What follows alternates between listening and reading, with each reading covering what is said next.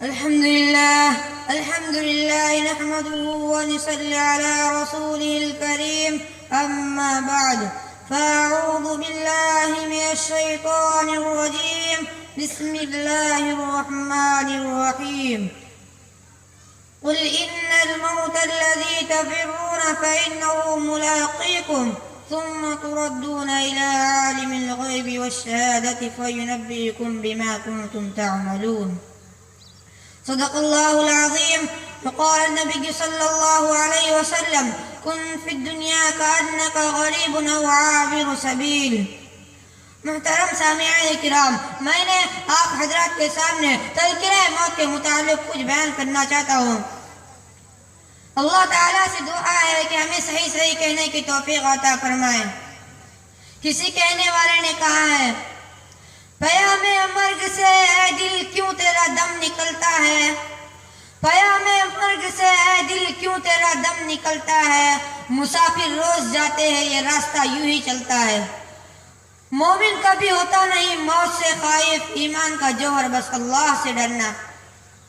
جگہ جی لگانے کی دنیا نہیں ہے، جگہ جی لگانے کی دنیا نہیں ہے، یہ عبرت کی جائے تماشا نہیں ہے.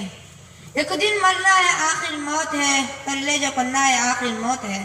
برادران اسلام و محترم حاضرین، موت ہر جاندار کے لیے کتنا بھیانک اور کیسا خطرناک لفظ ہے. موت سے ہر ایک شخص بھاگتا ہے، بچہ ہو یا جوان، بوڑھا ہو یا بوڑھی، مرد ہو یا عورت، جھوپڑیوں میں رہنے والا ہو یا کوٹھیوں میں، دیہاتوں کا رہنے والا ہو یا شہروں کا مسافر.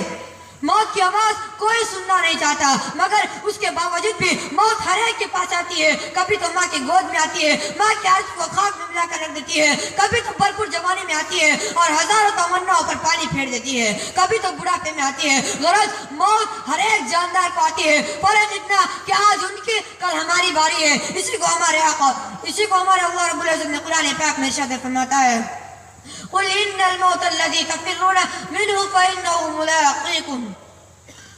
اے نبی فرما دیجئے جس موت سے تم فرار کرتے ہو وہ کل ضرور ملے گی، اور تمہیں اس مالک کی طرف لوٹنا ہے جو تمہارے ظاہر و باطن اندر و باہر کا علم رکھتا ہے، اور تمہیں کل قیامت کے دن جس میں اولین آخری جمع ہونا ہے اور تمہارے اعمال سے تنبیہ کرے گا. اگر تم نے خدا اور اس کی رسول کی اطاعت و فرما برداری میں زندگی گزاری تو نام اعمال دائیں ہاتھ میں دیا جائے گا اور فرشتوں سے کہا جائے گا اسے جنت میں داخل کر دو اور یہ پیغام سنا دو کیا وہ تمہیں کبھی موت نہیں آئے گی. اور اگر تم نے خدا اور اس کے رسول کے قانون کو توڑ کر مخلوق خدا کو تکلیف دینے میں زندگی گزاری، تم نے حلال کو حلال، حرام کو حرام نہیں سمجھا تھا، رشوت اور سود سے تم نے اپنے جیب کو بھرا تھا، یتیم اور بیوہ کے مال پر تم نے ڈاکہ زنی کی تھی، تو کل قیامت کے دن ناکامی کا جھنڈا پیچھے کی طرف سے بائیں ہاتھ میں پکڑا جائے گا اور فرشتوں سے کہا جائے گا اس کمبخت کو جہنم میں عمدہ میں ڈال دو. دوستو، دنیا میں انسان دولت کمانے اور حاصل کرنے کی بڑی کوشش کرتا ہے، راتوں میں جاگ کر، دنوں میں تکھار کر، خون پسینہ کو ایک کر جمع کرتا ہے. افسوس ہے لیکن جب انسان کو موت آتی ہے، اس کے روح پر واس کر جاتی ہے تو لوگ اس کی ساری دولت لیتے ہیں، اور اگر اس کے بدن پر کوئی زیور ہوتا ہے تو وہ معمولی کیوں نہ ہو لوگ اسے بھی اتار لیتے ہیں. اسے اپنی دولت سے سوائے کفن کے کچھ حاصل نہیں ہوتا، کوئی چیز اس کے ساتھ نہیں جاتی، ساری چیزیں یہیں پڑے جاتی ہے. لوگ نہلا دھلا کر، کفن پھیلا کر قبرستان کی طرف چل لیتے ہیں اور قبر میں دفنا کر سارے لوگ واپس چلے آتے ہیں. دنیا کی کوئی چیز اس کے ساتھ نہیں جاتی. اگر دنیا کی کوئی چیز اس کے ساتھ جانے والی ہے تو اس کے اعمال ہے، خواہ اچھے ہو یا برے، یہی اس کے ساتھ رہ جاتے ہیں. اسی کو ہمارے آقا تاجدار مدینہ احمد مجتبی محمد مصطفیٰ صلی اللہ علیہ وسلم نے ارشاد بیان فرماتے ہیں، میت کے پیچھے تین چیزیں جاتی ہیں، ان میں سے دو لوٹ آتی ہے اور ایک رہ جاتی ہے. میت کے پیچھے اس کے مال، اس کے اولاد اور اس کے عمل جاتے ہیں. اس کا مال، اس کے اولاد واپس آ جاتے ہیں، صرف عمل ساتھ رہتا ہے، ہاں اچھے ہو یا برے. کسی کہنے والے نے کہا ہے کیا کیا دنیا سے صاحب مال گئے، نہ دولت ساتھ گئی نہ اطفال ساتھ گئے، پہنچے لائق تک تو آئے سب لوگ، ہمارا اگر گئے تو وہ اعمال گئے. عزیز دوستو، سکندر بادشاہ کا آپ نے نام سنا ہوگا. بہادری اور شجاعت میں مشہور تھا. نوجوانی کے وقت یونا سے چلا اور فتح کرتا ہوا ہندوستان آ پہنچا. سرزمین پنجاب کو بھی فتح کر لیا.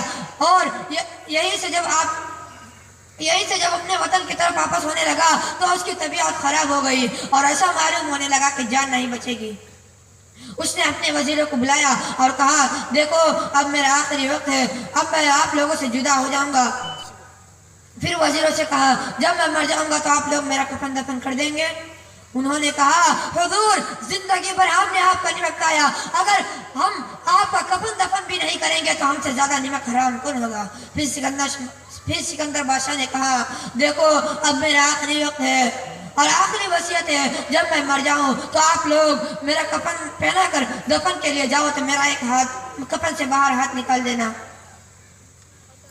پھر وزیروں نے کہا حضور ایسا نہ فرمائیے کیونکہ اس میں آپ کی بڑی بے عزتی ہوگی, کیونکہ آپ کا جنازہ ایک بڑا بادشاہ کا جنازہ ہے اور ساری دنیا اسے دیکھنے کے لیے آئے گی. جب سارے لوگ دیکھیں گے تو آپ کا ہاتھ کفن سے باہر نکالے ہوئے تو ساری دنیا کہے گی دیکھو سکندر کتنا بڑا لالچی ہے, فتح کرتے کرتے مر گیا اور اب بھی اس کی لالچی ختم نہ ہوا.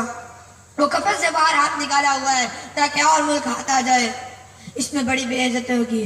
سکندر بادشاہ نے کہا تم لوگوں نے سمجھا ہی نہیں, میں اس لیے ہاتھ باہر نکال رہا ہوں تاکہ لوگوں کو نصیحت ہو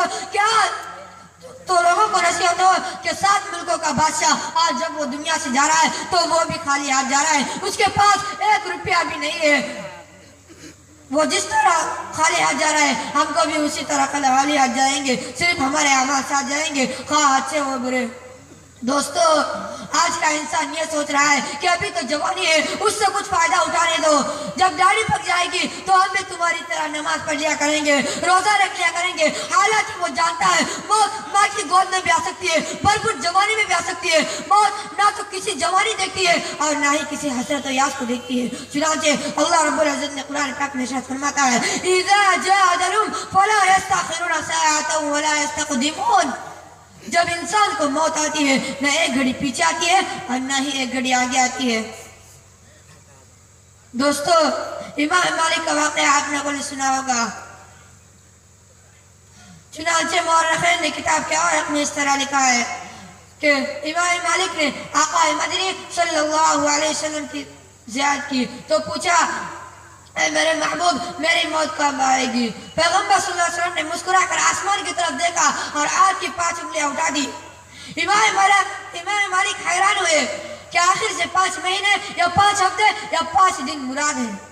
علامہ ابن سیرین جو خواب کی تعبیر دینے میں اپنے وقت کے بہت بڑے امام تھے, ان کے پاس امام مالک نے حضرت عادی کو بھیجا کہ حضرت سے جا کر پوچھ کے آؤ اس کی تعبیر کیا ہے. وہ کہنے لگے یہ کسی عام آدمی کا خواب نہیں ہے بلکہ وقت امام اور کسی بڑے عالم کا خواب ہے. اس نے پوچھا ذرا بتاؤ یہ کس نے دیکھا ہے, یہ خواب کس نے دیکھا ہے. راز ظاہر ہوا کہ امام مالک نے دیکھا ہے. علامہ ابن سیرین نے کہا آقا مدنی صلی اللہ علیہ وسلم نے قرآن کی یہی آیت پڑھی خمس لا يعلمه الا اللہ. موت کا علم ان 5 چیزوں میں ایک ہے جس کا علم خدا کے سوا کسی کو نہیں ہے. 5 چیزیں جس کا علم اللہ کے سوا کسی کو نہیں ہے. نمبر 1 ان اللہ عنده علم الساعہ, قیامت کب آئے گی اس کا علم اللہ کے سوا کس کو ہے. نمبر 2 وَيُنَزِّلُ الْغَيْثَ, بارش کب ہوگی. نمبر 3 وَيَعْلَمُ مَا فِي الْأَرْحَامِ, عورت کی رحم میں بچہ ہے بچی ہے, کچا ہے کچی ہے, 1 ہے 2 ہے, کالا ہے بورا ہے, پھوڑا ہے ادھورا ہے, سست ہے یا چست ہے, یہ کس کو پتا. نمبر 4 وَمَا تَدْرِي نَفْسٌ مَاذَا تَكْسِبُ غَدًا, کوئی شخص نہیں جانتا کہ وہ کل کیا عمل کرے گا. نمبر 5 وَمَا تَدْرِي نَفْسٌ بِأَيِّ أَرْضٍ تَمُوتُ, موت تمہیں کہاں ہے گی اس کا علم اللہ کے سوا کس کو ہے. عزیز دوستو ہم سفر پر جاتے ہیں تو باقاعدہ ایک تھیلا ہوتا ہے, ایک بستہ ہوتا ہے, کرایہ ہوتا ہے, انتظام ہوتا ہے, اہتمام ہوتا ہے, طعام ہوتا ہے. تو ہمارا ایک لمبا سفر ہے قبر سے لے کر حشر تک. حضرت صدیق ایک بار فرماتے ہیں جس کے پاس کوئی عمل نہیں ہے, نہ نماز نہ روزہ, اور وہ کفن پہن کر جا رہا ہے تو یوں سمجھے کہ دریا میں بغیر کشتی کے جا رہا ہے, اب غرق ہونے کے سوا کوئی چارہ نہیں ہے. عزیز دوستو اللہ تعالیٰ سے دعا ہے کہ ہمیں اور آپ کو ان باتوں پر عمل کرنے کی توفیق عطا فرمائے، موت سے پہلے موت کی تیاری کرنے کی توفیق عطا فرمائے۔